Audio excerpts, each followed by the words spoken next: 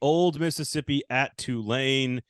Nice little drive down the road for those fans in Oxford. Go party in New Orleans for a little while. Going to be a lot of fun. And I think this is the toughest group of 5 matchup for any team in all of college football in 2023, at least on paper.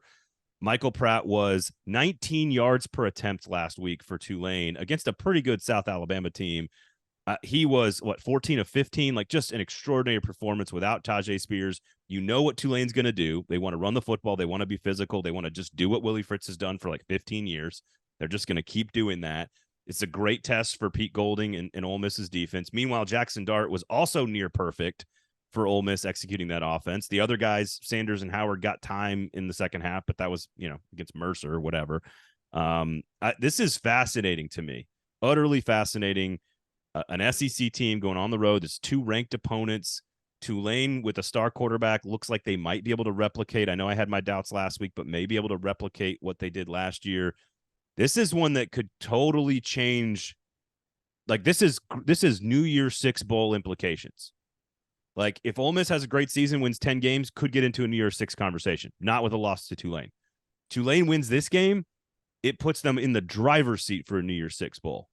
And catapults them into AAC competition. So I find, and by the way, I think this point spread has gone from like 10 to like 7. So it's down to 7.5. Unless I missed a major injury, it is the numbers. People are all over Tulane in this one.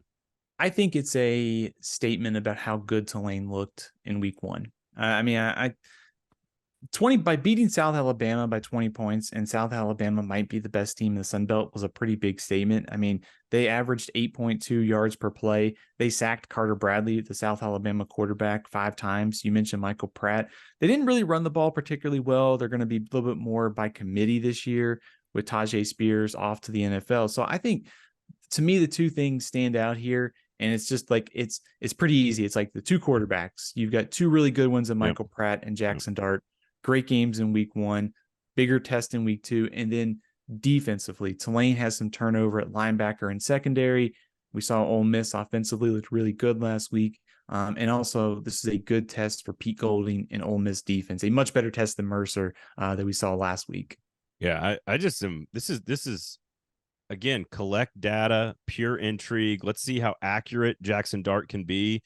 He was very much in command of the offense, in rhythm. All the other players on the team basically were like, "Hey, he looks like he's in better control of the offense." He that Kiffin offense is all about like geometry and angles and timing and accuracy. And he looked a lot better. Again, it's Mercer, so I don't know how much we learned. We will learn this week because this is as good a quarterback matchup as you're going to get in college football in week number 2, especially between a G5 and an SEC team. So cannot wait for Ole Miss and Tulane. I'll take Ole Miss to win this one. But I don't be surprised. Like, I'll be interested to see what the atmosphere is like. Tulane is not exactly, it's a new stadium. It's a nice building, but I don't know if it's as, raucous and as crazy as some other G5s can be. So we'll have to see what it looks like. But I'm utterly fascinated with this matchup. I like Ole Miss as well. I think you mentioned the matchup. Tulane fans were fired up last week against South Alabama, so they will probably give an SEC team a rude welcome to New Orleans this week. So it should be interesting.